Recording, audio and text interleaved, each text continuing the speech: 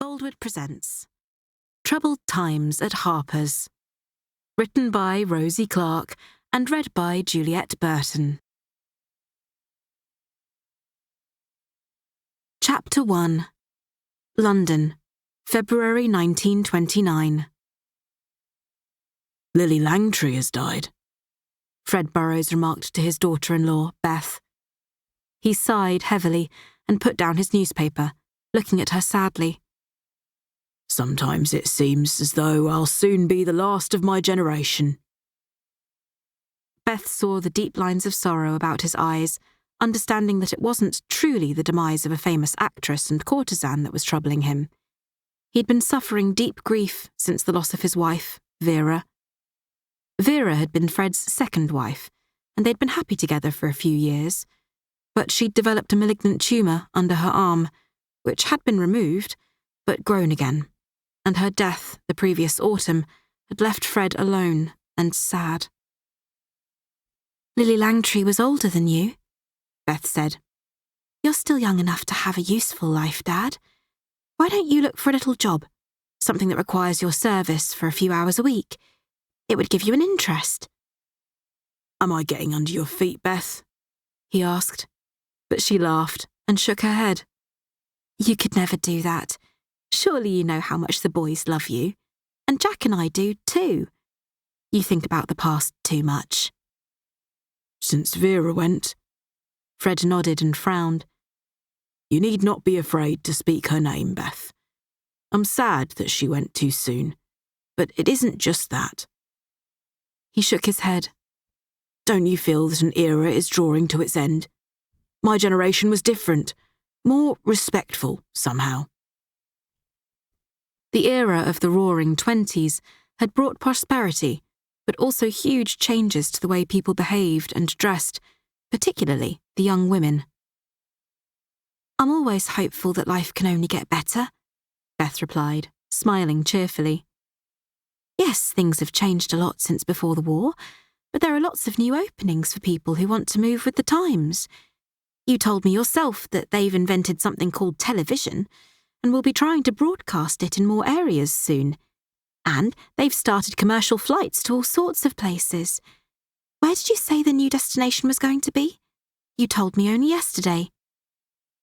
Next month, Imperial Airways are starting flights from London to Karachi, Fred said and chuckled, his mood lightening. Whoever would want to go there? Wherever it is. He smiled at her. You always know how to make me feel better, Beth, love. I don't know what I'd do without you to visit. "Why won't you do as Jack and I both want and move in with us?" Beth asked, looking at him earnestly. "We've plenty of room, and we do worry about you living alone, Dad." Maybe I shall one day, when I need to, he said, and stood up.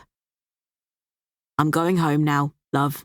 I promised my neighbour I'd make him a coop for his chickens. He says he will give me fresh eggs if the hens lay. "Come back later and eat with us, when the boys are back from school?" Beth asked with a smile, and he nodded. "I'm going to visit Sally this afternoon. We want to go through some new trade catalogues she's been sent." You enjoy your job helping Sally Harper, don't you? Fred sighed. I reckon I retired from Harper's department store too soon, but it seemed a good idea at the time. "I am sure she would have you back like a shot," Beth told him. "She says that the new store's manager isn't up to scratch these days because some of the stock has been late getting into the departments. You might be able to help them get more organised." Fred hesitated. I couldn't do a full-time job. "No, Sally wouldn't expect that," Beth replied. "Do you want me to ask her if you could work a few hours a week?" Fred thought, and then nodded his acceptance. Don't push for it, Beth, love, but if she needs a bit of help, I'd be glad to come in 4 mornings a week. He smiled. That wouldn't interfere with my picking the boys up and taking them somewhere after school. "I'll see what she thinks," Beth replied, and kissed his cheek. "It would still give you plenty of time to help your neighbours and take Jack and Timmy to their football and cricket, Fred took them to football practice in the winter and cricket in the summer because their father, Jack Sr., was working in the restaurant he and Ben Harper jointly owned and ran. Life in the hospitality business consisted of long hours and late nights. After a bit of bother a few years back, when Jack and Ben nearly split their partnership in the restaurant, they were good friends again, and the business was thriving, and they were talking of opening another in the West End of London. The only reason they hadn't done so was because Ben had been on a long visit to America to see his aunt, who owned shares in a large store in New York, and was unfortunately very ill. After many years of talking about it, Ben and Sally had gone for their first overseas holiday, taking their son and daughter with them. Sally and their children, Jenny and Peter, had returned 3 weeks later. Ben had stayed on at his aunt's request to help her sort out a few problems, and then to do some buying for the store he owned in London. But he was expected back soon. "I'll see you later then," Fred said, and went out, leaving Beth to tidy her kitchen and wash a few cups and saucers. She was thoughtful as she went upstairs to change her dress. It was the first time she had visited Sally since her return from America a few days previously. She'd been helping to oversee Harper's store while Sally was away. There was an overall manager named Mr. Stockbridge at Harper's in Oxford Street. Unlike Fred, he was well beyond retirement age, but showed no sign of wanting to give up his job. Kitty Wilson had stepped into Sally's shoes at Harper's while she was away. Reading her correspondence and overseeing any queries to do with the buying on the departments that Sally normally ran. Beth had assisted her and kept a general eye on things, but Harper's could rely on their staff and supervisors, and everything had gone smoothly, just as Ben had persuaded Sally it would before they left. Beth had been surprised at how quickly Kitty had learned to do Sally's job these past few years. They normally worked in conjunction, but Kitty was quite capable of making decisions regarding the stock herself, and of late, Sally had been leaving it more and more to her. "It is my intention that Kitty will take over my job one day, unless she decides to get married and leaves to have a family," Sally had sighed when they'd spoken about Kitty and the work at the store before she'd left for her trip to America. "I do love my job, Beth, but there are times when I feel I don't wish to go in. I know I shouldn't be lazy." "You? Lazy?" Beth had laughed heartily, because Sally was always working. If it wasn't the shop business that occupied her, it would be one of her many charities that needed help, or simply something the children wanted, like attending school meetings, watching her son Peter play football, or making costumes for the Christmas concert that Jenny had starred in the previous year. Jenny, Ben and Sally's eldest child, was growing up into a lovely girl, her childish tantrums a thing of the past. At least they didn't happen so often now. And she was proving to have a beautiful singing voice. "I don't think Kitty will be getting married just yet," Beth had reminded Sally of the man Kitty had loved and lost. "She loved Larry, and when he was killed in that accident on the docks, I believe she made up her mind never to get married." "Yes, she told me as much," Sally had agreed, looking sad for a moment. "Surely that will change one day. She can't want to live alone forever." "As you know, she lives with Mariah Norton, Larry's sister. I believe Mariah has a little shop selling antiques, or bits and pieces really. I suppose you could call it a junk shop, though they do have a few nice things. Kitty does the paperwork for her, I know." "Yes, but that isn't like living with a man you love, is it?" Sally had questioned. The conversation had been left there, but Beth had wondered. As far as she could see, Kitty was content to work at Harper's and be Sally Harper's assistant. She loved her job, and nothing was too much trouble for her. Sally had sounded odd on the phone when she'd asked Beth to visit her at home that afternoon. Beth suspected she had some news, but could not imagine what it might be. Perhaps it had something to do with the Harpers' visit to New York and Ben's aunt.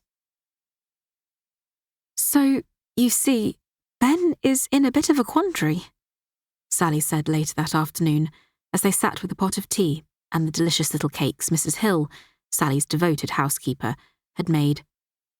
His aunt told him that she wanted Ben to take over the store in New York when she passes.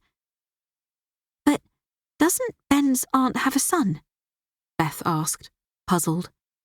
I seem to remember something about the shares when Harpers in London was first opened. Ben's cousin had some that he eventually sold to him. Yes, but Ben's aunt and her son don't get on well, Sally explained, frowning now. Hugh isn't interested in the business, just the money he gets from his dividends. Ben's aunt has always taken an interest and tried to keep things right behind the scenes, but Hugh just lives like a playboy, spending money, gambling. Oh, you can imagine. I felt sorry for her, and Ben does too. Ben can't be in two places at the same time, Beth objected. He can't really keep an eye on things from London, can he? Besides, they must have managers and supervisors. Why is he needed? Aunt Aggie is leaving her shares in the New York store to Ben, Sally said. You remember it was her who let Ben buy his uncle's store in London for himself.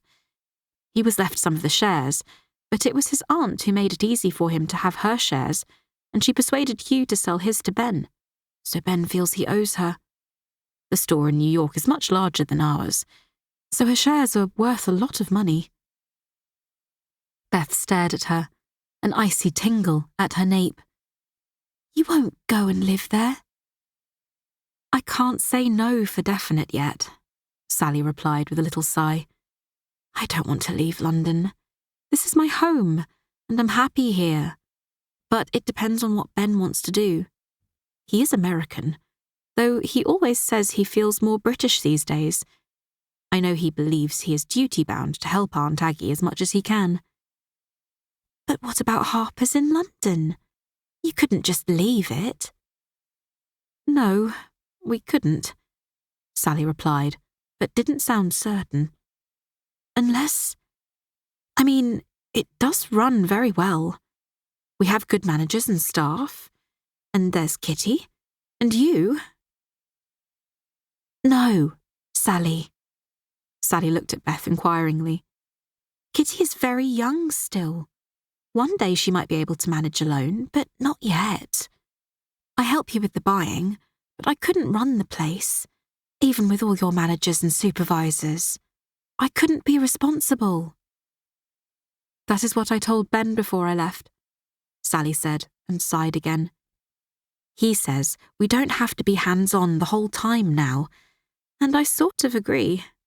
But I'm not sure we could just go off to America to live and expect the business to carry on the same. Yes, we can employ buyers to do our jobs, but we might not like the stock they purchase. I am meticulous in my research for new stock, and Ben has sourced a lot of the overseas stock for us. Without you and Ben, the heart would go out of Harper's, Beth insisted. Yes, I expect you could find good people to take over your job, Sally, and Kitty can do a lot, but you and Ben make the big decisions, don't you? Yes, as things stand. Sally looked at her hesitantly. Ben considered putting Harper's onto the stock market years ago, but I didn't approve then. He says now is the time to do it. We would just be shareholders then, and a board would make the decisions. We could come back a few times a year to attend the board meetings. Oh, Sally, you wouldn't, Beth said, feeling as though the bottom had dropped from her world. What about the children? Did they enjoy their stay? Well, it was all new and exciting, but Peter missed his friends. They would make new ones easily enough, I suppose, but... She shook her head. It would be such an upheaval. What about the restaurant? Beth asked, frowning. Jack runs that, so it wouldn't be affected, Sally reassured her. Ben was thinking we might open one in America. Jack could be a partner, but Ben would oversee it. You are making my head buzz, Beth protested, feeling that she was caught up in a whirlwind. It just sounds so not you, Sally. Not the girl I know so well. You're a Londoner and belong here. To be honest, it isn't me. Sally exhaled and ran her fingers through her short dark hair that curled naturally about her face. She had been a very pretty girl, and the years had only brought new maturity, making her beautiful rather than pretty. I've argued the same things you have, Beth, but Ben is torn. I know the New York store is bigger, and it would be a challenge to put it back on track. I think the only solution is for Ben to stay there for a while and run it while I do the same here. Beth felt a rush of relief. For a while she'd thought Sally was all fired up to move to America, and she feared the loss of her company and friendship. If you do that, what about your marriage? Your relationship? She asked, looking at her friend intently. Would you be happy for Ben to live in America and you here? He would be the one on his own. The children will stay here. Sally frowned. Ben says it would only be for a year, 2 at most. The American store was floated on the stock market a few years ago, so his aunt and cousin only own 65% of the shares. Ben will get 35% if his aunt leaves them to him, as she says. In that case, why does he need to be there? Because Aunt Aggie thinks that something is going on that she doesn't know about. She says profits went down sharply this past year, and she wants Ben to investigate. He says that once he gets things straight again, he will just leave it to the managers and go over for board meetings. Beth nodded. Yes, I see that Ben's aunt might be worried and upset, but surely his cousin could step up now and root out the cause of the problem? Apparently, Aunt Aggie thinks Hugh may be part of the problem. Ben doesn't see how he could be, but he sort of promised his aunt he would look into it. So, he has made up his mind to stay? Beth thought Sally didn't look particularly happy about things, but she just shrugged. He hopes it will be a simple job to sort out whatever has gone wrong, and then he'll get good people in to look after things in America and come home. It may mean several trips a year to oversee things, but travel is getting easier now. There are more commercial airports, and he can go part of the way by air. Yes, I suppose so, Beth agreed. I'm sorry, Sally, but if it were me, I'd be wishing my aunt had left her shares to someone else. Yes, I feel the same way. But Ben is grateful to her for the help she gave him when he set up Harpers in London. I don't feel I can stop him doing what he feels duty-bound to do, Beth. It will be hard for us, but we managed during the war. He was often away. It will be the same now, I imagine. Beth nodded. Her heart ached for Sally, who she could see was doubtful and anxious about the immediate future, but there was not much she could say. Instead, she steered the conversation away from Ben, gradually bringing it round to Harper's and the possibility of her father-in-law returning to the store part-time. Oh, that's lovely, Sally said, cheering up at the suggestion. Yes, I can use him in the stores. My store's manager just isn't up to it. Ben says I should sack him, but I think that is harsh. I might suggest that I've decided he needs another assistant and leave it to Fred to sort out. Beth nodded. Dad will soon find the problems and sort them. He ran Harper's stores like clockwork when he was manager. I have no doubt Fred will put things right in a trice, Sally said. I only hope Ben finds it as easy in America. Chapter 2. Kitty Wilson looked up from the catalogue she was perusing when Sally Harper's new secretary brought in the coffee and biscuits. Thank you, Ruby, she said, and smiled at her. Did you finish typing up those sales figures? Mrs. Harper is coming in later this morning, and she will expect to see them on her desk. Not quite, Ruby Rush replied, looking a little flustered. I've got another 3 pages, I think. It's more difficult than I thought to get all the department's bits and pieces together. Well, you'd best get on then, Kitty said, and frowned as Ruby went back to her desk in the outer office.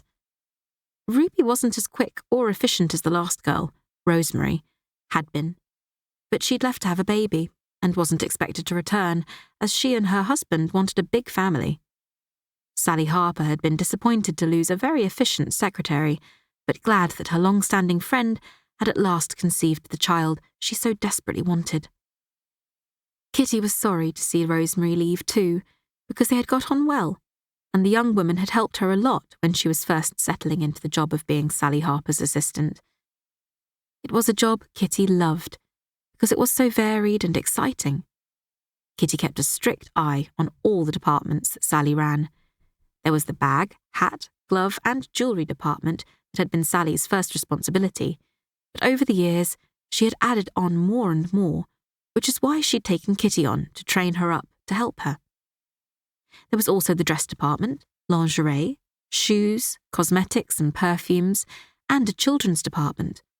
All the other departments were technically under Mr. Harper's jurisdiction, but Kitty knew that Sally advised him on much of the stock. It was normally a joint decision when merchandise was ordered for the store. Then there was Mr. Stockbridge, the overall manager, who opened up each day and made sure the staff turned up for work, also supervisors in each department, as well as the shop girls and a few men who worked in the men's clothing and the furniture departments. The stores had a manager, Jim Manders, overlooking the goods in, as well as 4 lads under him, and there was Ernie, who worked the lift, taking customers and staff from floor to floor. Ernie had been badly injured during the war, which had left him with facial scars, but he was always cheerful and obliging. The larger body of staff was women, Harper's girls, as they were known. Sally had collected a loyal band of young women who were devoted to their jobs and to her. Kitty wondered how Sally Harper seemed to know what was going on in all the departments, even if she didn't come in every day. Of course, Mrs. Burrows reported to her. Beth Burrows came in 3 times a week and walked the store. Her keen eyes often picked up small things that the supervisors and managers had not noticed. She reported to Sally, as Kitty did. Mr. Harper normally came into the office most days, but he seemed content to take executive decisions and leave the day-to-day business of the store to his staff, and he'd been away in America the past few weeks. Occasionally, when he was in London, he would visit the various departments and consult with the supervisors regarding their needs, but Kitty believed that it was Sally Harper who was Harper's beating heart. It was Sally who had kept it going during the war, and it was Sally who knew the name of every employee. Mr. Harper greeted the supervisors by name, but he didn't know all the shop girls' names. Kitty was, of course, biased towards Sally. Sally had taken her from the shop floor and given her a chance to rise in Harper's. At first, she'd had a special job of helping customers to coordinate their outfits, matching shoes to bags and hats to dresses and coats. But then, gradually, she'd begun to help Sally with the stock more and more. Kitty had sharp eyes and a good memory. She regularly visited every department and looked through the stock, making a mental note of what was selling and those items that lingered and might need to be included in a sale at reduced prices. In fact, there was very little in Sally's departments that lingered. In the dress department, there was the occasional damage when lipstick was smeared on a garment, making it spoiled goods. Gentlemen's department had few sale items, but that, Kitty believed, was because men seemed always to purchase the same safe shirts and suits they always wore, whereas ladies liked to follow fashions, and the dresses had been getting shorter these past few years, at least for the young flapper girls who enjoyed the high life. Kitty herself wore dresses that reached mid-calf, as most of the shop girls did. Sally Harper wore a similar length herself, apart from an occasional evening dress, if she was going to a smart cocktail party. Kitty knew that her employers enjoyed a busy social life when not at work. Sally Harper had become friends with Lady Diane Cooper and was often invited to join her at home, where she met other rich and influential people. Kitty herself led a very quiet life in comparison. Her day revolved around her work, and, in the evenings, she went home to a tasty meal cooked for her by Maria, the sister of her beloved Larry, who was very dear to her. They kept house together, sharing the chores, and it was seldom that either of them went out in the evenings. Occasionally, Mariah would go to the theatre or cinema with a friend of hers. Arnie had been courting her for years, but she said she only wanted friendship. Kitty was always asked to accompany them, but rarely agreed. She preferred to sit at home and sew or read a magazine or sometimes a novel she'd borrowed from the library. "You should go out and have fun," Mariah had said to her time and again. "Larry wouldn't want you to go on grieving for him, Kitty. He loved you and would want you to be happy." "I know, and I am happy in my way," Kitty had told her. "I have the best job in the world, Mariah. I love what I do, and when I get home, I'd just like to relax and talk to you. Besides, you only go out now and then." "I'm content here, but I'm older." Mariah would shake her head and look sad, but Kitty only smiled. She knew she would never forget the kind, gentle man she'd fallen in love with when her world had turned upside down. Her mother had abandoned her to find a new home after she'd refused to marry a man she'd disliked, and her mother had favoured. Larry had come to her rescue, giving her a home with his family, and she'd learned to love him. His death, followed by that of his father, had devastated both Kitty and Mariah. Kitty shook her head to clear it of unhappy memories and applied herself to her work. She had been compiling a list of items that had sold out in the glass and silverware department. It wasn't truly Sally's department to oversee, but Kitty had noticed that they were getting low on certain items, and she'd researched replacements, discovering some new styles that she thought her employers might like. Her list was written in clear handwriting. Normally, she would have passed it to Sally's secretary to type up, but she knew Ruby was struggling, so she used the small typewriter they kept in the office to do it herself. She had just finished when she heard Sally's voice in the outer office, and then she entered, smiling. "Kitty, how are you? I know you've coped marvellously while I was away, because Beth told me so." She bestowed a dazzling smile on Kitty. "Oh, it is good to be back. I loved New York, but it was so busy. I never seemed to stop rushing here and there. Ben wanted to show me everything. He visited his aunt twice a day, but the rest of the time we spent exploring." "How is the poor lady?" Kitty asked as Sally divested herself of coat, bag, and various parcels. "I know you were very worried." "Not well at all," Sally replied, looking sadly at her. "Ben thinks she doesn't have long. It makes one wish we had been able to see her more often. She is all the family he has over there, apart from his cousin, but I'm afraid they don't like each other." "I am sorry to hear it," Kitty replied. "I know you hoped she might recover." "I hate losing people," Sally told her and sighed. "Well, I suppose we'd better do some work. What are the sales figures like for last month?" "Ruby is just finishing them, but from my first appraisal, I would say down on the previous month. Not by much, but—" She broke off as Ruby entered apologetically with a sheaf of typed papers. "Sorry I'm a bit late with them," Ruby said and blushed.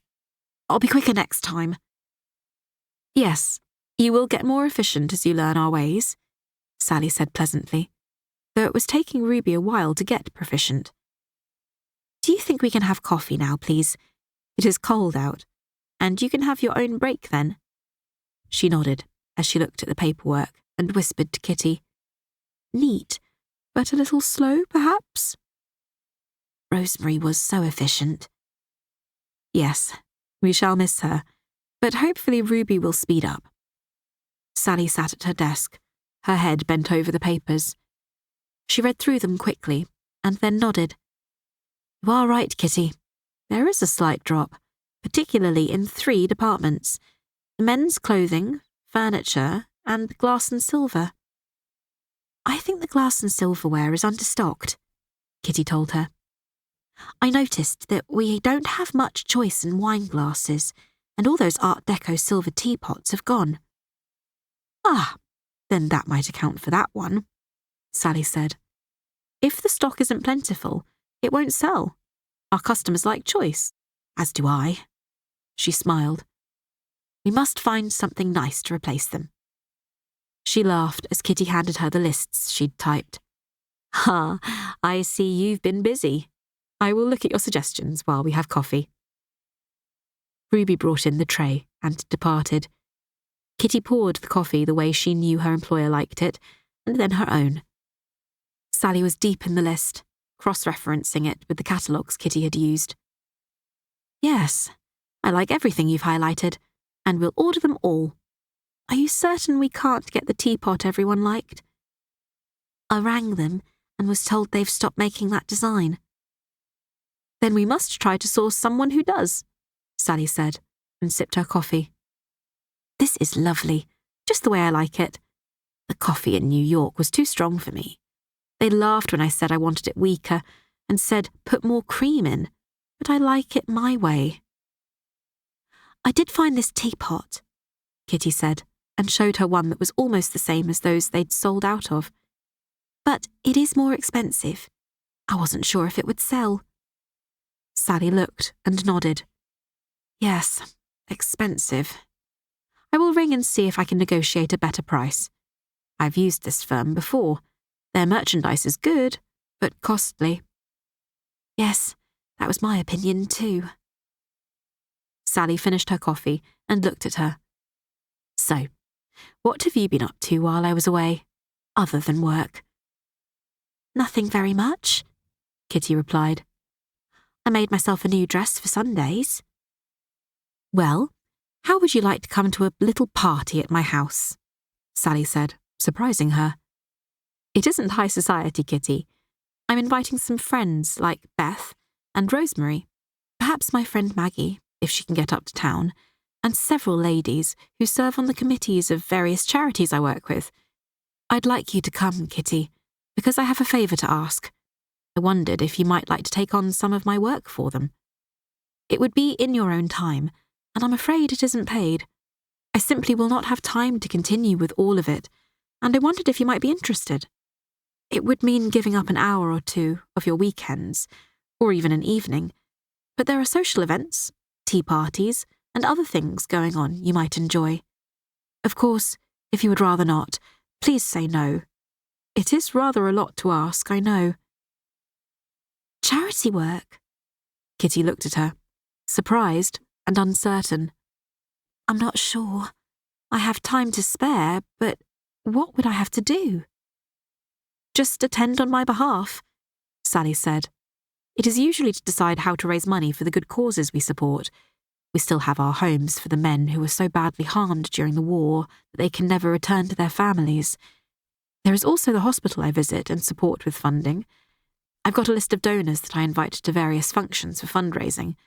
And then there is the orphanage. I am one of the patrons. I visit them with toys and clothes for the young children, so I need to raise funds for that as well, and I still sit on their board meetings occasionally. How on earth do you manage all that? Kitty looked at her in awe. You must have a wonderful memory. Well, I do, but it can get overloaded, and I think with the extra work at Harpers... Sally sighed. I haven't told you yet, Kitty, but Ben will be away a lot more for the next couple of years. It means we'll have to oversee his work, as well as our own. Kitty smiled. I shall be glad to help in whatever way I can, though I am not sure your committees will accept me in your stead. Oh, I am sure they will when I explain you have the authority to make promises on my behalf. They just like my name on their letterheads, Kitty. I often just nod and agree with whatever they want to do, but sometimes I do have good ideas. Then, of course, I'll come to your party, and I will do whatever you wish. Mariah says I should get out more, but I don't wish to go dancing or meet young men. The only time I go is when she offers to help at the church social or perhaps occasionally to the theatre. Mariah is quite right, Sally replied. You should have more fun, Kitty. I am afraid that what I'm asking of you is probably rather boring, but at least there are some pleasant fundraising events during the year. She nodded. Now, what is next? Oh, yes, Fred Burrows is going to come in part-time. He used to manage the stores but retired a while ago. I am hoping he can get things back to the way they used to be." She wrinkled her brow. "Are there any more changes you think we need here at Harper's?" "The men's department is doing their normal steady trade, or almost," Kitty said. "But I'm not sure what we could do to brighten it up."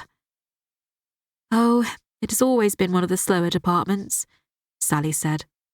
"However, I saw a very smart line in silk ties and cravats when I was in New York, and I have managed to source them. Hopefully, that might pick it up a bit when they arrive." "Oh, that sounds like fun," Kitty said, smiling. Sally glanced through the stock lists Kitty had made. "Yes, reorder all these. I think I will take a tour of the store before lunch, and... oh, yes, I bought this small gift for you, Kitty." She handed her a little box. "Please go for your lunch, if I am late back. I will see you before I leave." Kitty looked at the little box as her employer went out, leaving the scent of expensive perfume behind her. Sally Harper was like a whirlwind. The idea of charity work had surprised her at first, but when she thought about it, she realised it might be interesting. Kitty opened the box and discovered a small bottle of very expensive French perfume inside. She unscrewed the stopper and sniffed. It was gorgeous. Smiling, she put it to one side and picked up the phone, beginning the task of reordering all the stock Sally had approved. Chapter 3. Ruby was worried as she hurried through the gloomy streets near her home in Poplar. It was well past 6:30 because she had stopped late to finish typing the lists Miss Wilson had given her. Miss Wilson had told her to call her Kitty, but Ruby didn't like to because it seemed disrespectful, and Ruby needed her job at Harper's so badly. She knew that she was struggling and out of her depth, but she was determined to keep going if they didn't decide to dismiss her. Ruby had only just begun her typing classes when she applied for the job as Mrs. Harper's personal secretary. She'd told them that she hadn't yet passed her exam at night classes, but for some reason, Mrs. Harper had given her the job anyway. Ruby adored Mrs. Harper. She wanted to be just like her one day, smart and clever and sure of herself and her place in the world, but she knew it was unlikely to happen. It was after Ruby read Mrs. Harper's story in an old copy of Tatler that she'd found on a market stall that she had decided to become a secretary. Sally Harper had been an orphan and a Cockney girl just like Ruby. She'd started at Harper's store as a shop girl, but she'd married the boss. Ruby wished she could be so lucky, but she knew she was fortunate to have been given a job that paid so well. She couldn't imagine why, unless Mrs. Harper had seen the burning ambition inside her. Ruby had learned from some of the other Harper's staff that Kitty Wilson had been a shop girl too. Now she was Mrs. Harper's personal assistant. Miracles did happen at Harper's. "You're late," the harsh voice of her landlady greeted Ruby as she entered the small terraced house where she currently lodged. "Your meal is in the oven, but it will be spoiled now. I cooked for 6:15, and if you're late, it's your fault." "I'm sorry, Mrs. Flowers," Ruby apologised hastily. She didn't like her landlady, whose mean eyes and harsh tones belied her pretty name. However, her house was clean, the food was good, and the rent for her room affordable now that Ruby had a good job. "I had to stop late at work, and then the bus took ages." "Indeed," Mrs. Flowers sniffed in disgust. "Well, I hope they pay you overtime then." "I don't think they will. I was behind, so I had to catch up." "That's what comes from getting above yourself," Mrs. Flowers declared. "A girl like you from the orphanage wanting to be a personal secretary. I never heard the like." Ruby made no reply, simply taking her plate from the oven in the range and sitting down at the kitchen table to eat.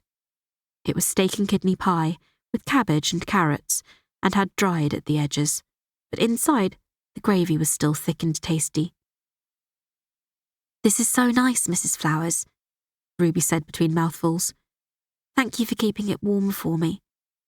"I nearly gave it to the cat," Mrs. Flowers said, and banged down a cup of strong tea in front of Ruby, but her tone had softened. You want to learn to speak up for yourself, girl. If you work overtime, they should pay you extra. Oh, I dare not, Ruby replied meekly. I don't want to lose my job. I need to be able to type faster. Are you going to your classes again this evening? Not this evening. Tomorrow, Ruby said, knowing what was coming. Would you like me to do anything for you, Mrs. Flowers? Well, there's some mending, and my eyes are not good enough these days. If you're volunteering. I'll be glad to do it, Ruby said, and had the satisfaction of seeing her landlady smile. Mrs. Flowers poured herself a cup of tea and plonked down in her chair. It's that rascal in my front bedroom, she confided. I don't know what he gets up to, but he's torn my sheets again. And he's asked me to sew buttons on his shirts, as if I hadn't enough to do without running after him all the time. Mr. Saunders can be a bit strange, though he is always polite to me if we meet in the hall. He lets me use the bathroom first in the mornings because I have to get to work early, and he doesn't, Ruby said. I think he has nightmares sometimes. I heard him cry out twice the other night, and I'm sure he came downstairs. Probably looking for a drink, but I don't keep alcohol in my kitchen, Mrs. Flowers sniffed. I haven't seen him drunk, but I'm sure he consumes whiskey. I can smell it on him. Ruby thought so too, but Mr. Saunders held his drink well, for he was never rude. He just nodded when he saw Ruby and disappeared back into his room. Do you know his history? She asked, curious now.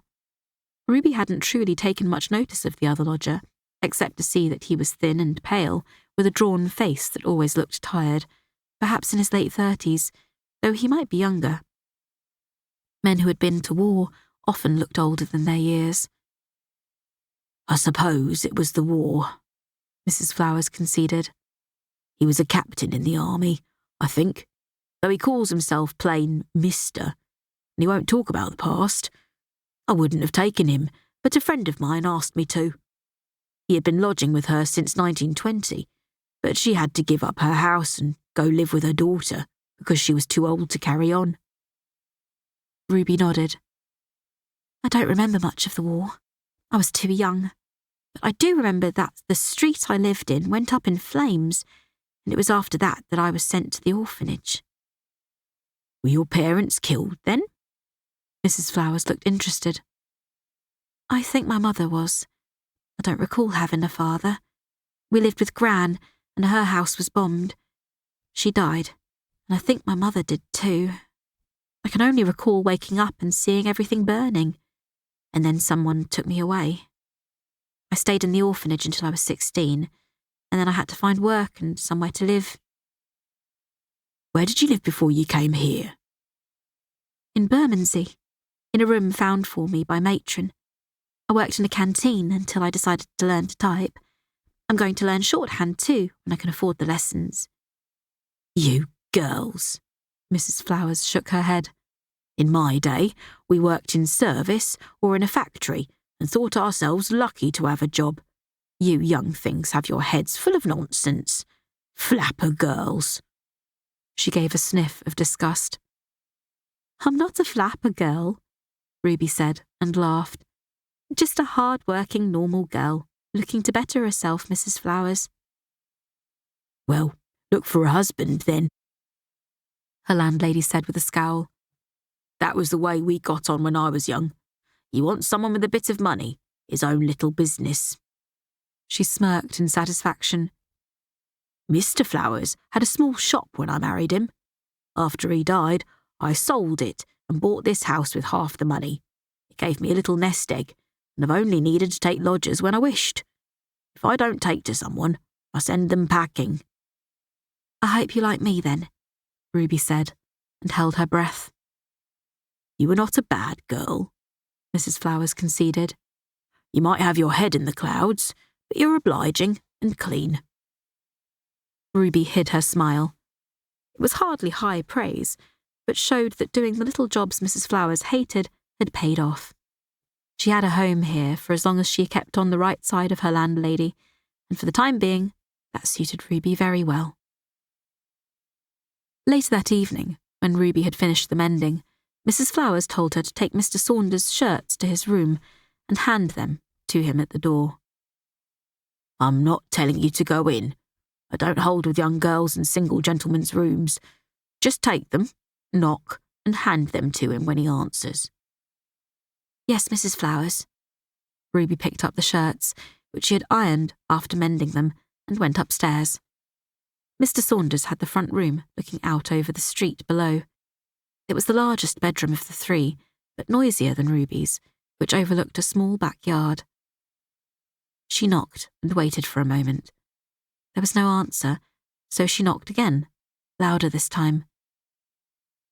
Mr. Saunders, it's Ruby with your shirts. Go away. Ruby heard what sounded like a strangled sob. She hesitated, and then disobeyed her instructions by turning the handle and entering. What she saw shocked her.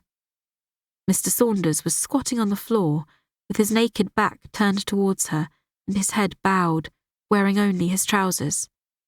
Ruby saw the deep, ridged scars on his flesh, and an icy tingle ran down her spine. What had caused such injury? I'll leave these on your bed, Ruby said, and moved towards it. Before she knew what was happening, he had jumped to his feet and pinned her to the bed, his hands around her throat. Terrified, Ruby made a cry that was meant to be a scream, but was cut off by the hands around her neck. It's Ruby, she managed, and in an instant, something flicked in his eyes. Then his hands dropped away, and he was helping her to sit up. Why did you try to kill me? She demanded, her fear gone as swiftly as it had come. He was the man she had come to like, despite his sometimes strange looks. I thought you were someone else. He dropped to his knees before her. Punish me. Beat me. I'm sorry.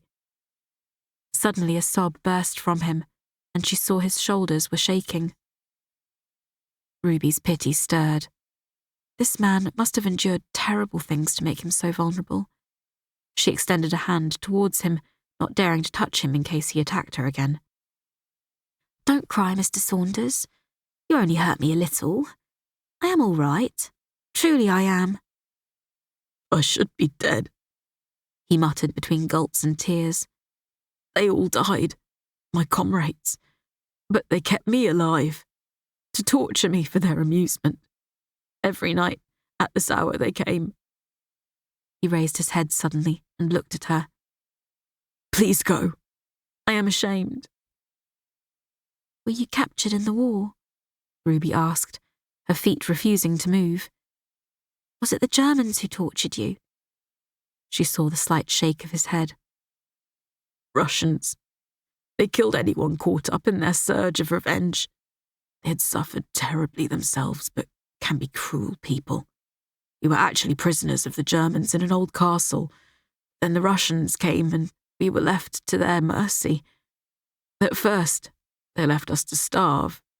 And then... His voice broke and he could not continue. It must have been terrible. Something inside Ruby stirred. She had known suffering herself in the orphanage and the pain of having no one to love her. But this man must have endured hell, and her heart went out to him. Hell could be no worse, he said, and raised his head to look into her eyes. He smiled feebly. You should go. I'm not safe to be near when I have these attacks. Didn't Mrs. Flowers tell you? She said not to come in. I'm sorry I upset you, sir. I never intended it. Of course you did not, he replied, and suddenly he was a different man. He stood up and put on one of the shirts she had mended, and she saw a hint of the pride that he must once have had. I've seen you helping Mrs. Flowers out often. You're a lovely girl, Miss Ruby. It was good of you to mend my shirts. I'm afraid I am careless sometimes, when the black mood descends. I think I understand, Ruby said, and found that she could move at last. You could never understand. No one could, unless they were there. Nor would I wish you to, my dear child. Keep your sweet innocence, Ruby. It is a precious thing," he said, and for a moment, the way his eyes seemed to dwell on her face made her breathless. "Good night, Miss Ruby. You should go now." He was back to the normal, reserved man she had met in the hall. "Good night, sir," she said, and went out, closing the door behind her. For a moment, she stood with her back against it, breathing deeply. What was it about him that had touched her so deeply? She didn't know the man, and he certainly didn't encourage friendship, and yet she'd felt something. Shaking her head, she told herself not to be foolish. It was her loneliness that was making her long for intimate contact, with anyone really. She heard a sound like a cry of despair from within his room, and hesitated, wanting to return and comfort him, but something told her he would not welcome her sympathy. As she went to her own room, Ruby reflected that he was right.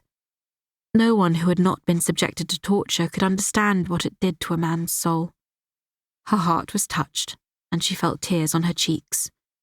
Ruby had read a little of what happened to some men during the war, but she would go to the library and find more reading matter tomorrow.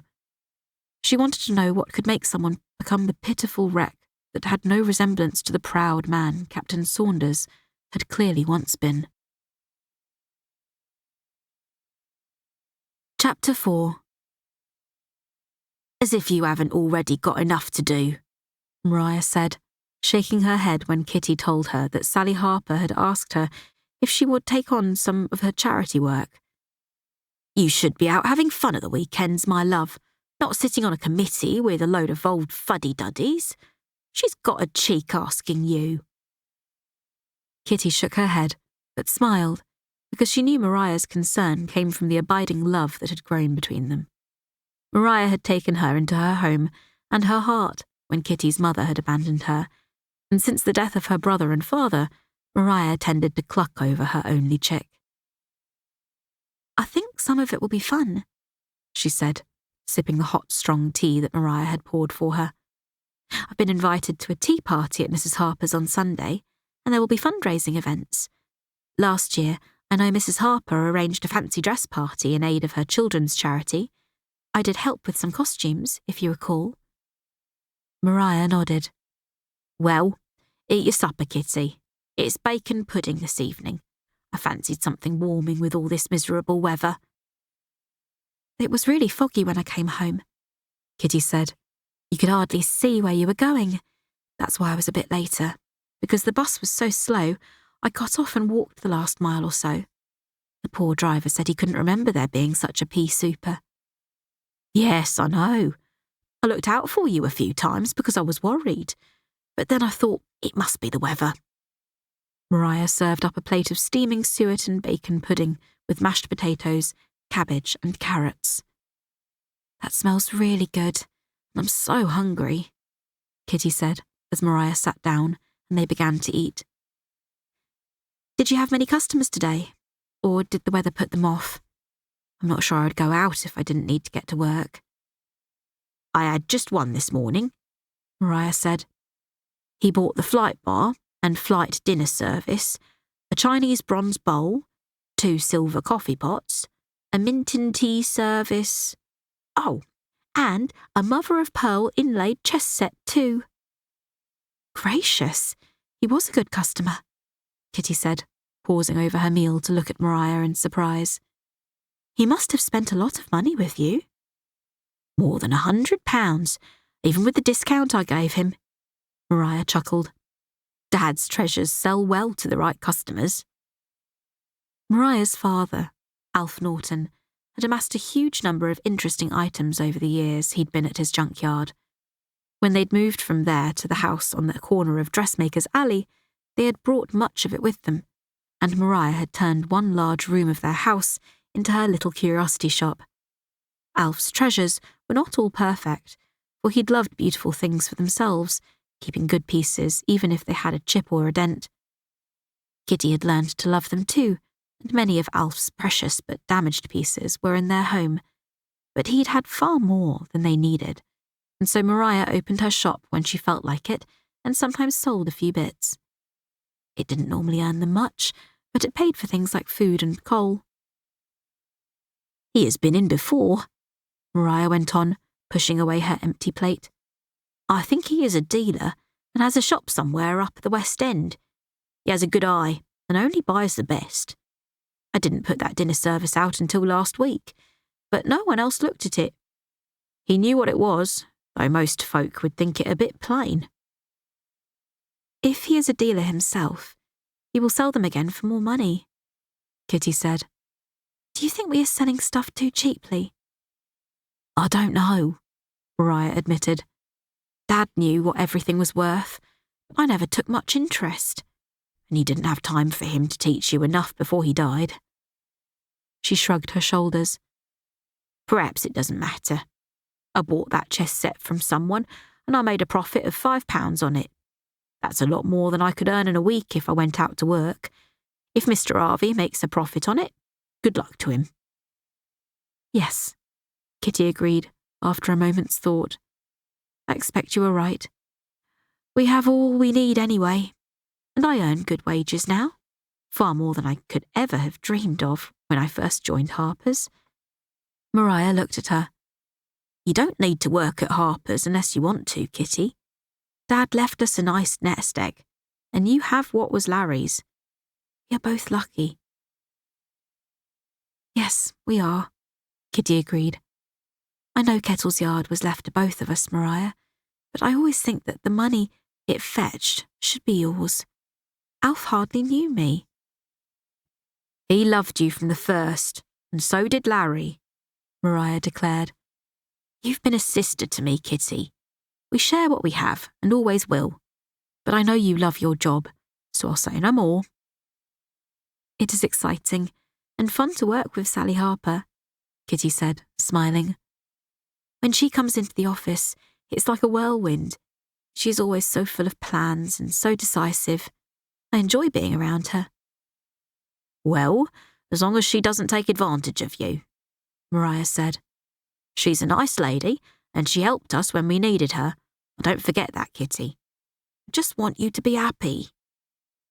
After Larry and Alf died, they had been threatened by Kitty's adoptive mother, Mrs. Wilson, and Mr. Miller, the man who had tried to force Kitty to be his wife. They'd planned to have Kitty incarcerated in an institution for the mentally ill so that they could steal her share of Kettle's yard, because Mr. Miller wanted to own all the property there and develop the land for his own financial gain, and Kettle's yard was an important part of his plans. However, Beth Burrows had got wind of it and gone to Sally Harper. Together, they had rooted the evil pair, and Kitty would always be grateful. I am happier living with you than I was most of my life, Kitty told her. I loved the man I thought of as my father, but Mrs. Wilson was never a mother to me. I never understood why she disliked me so much until our friend, Bella, told us that I wasn't her child and that Mr. Wilson had forced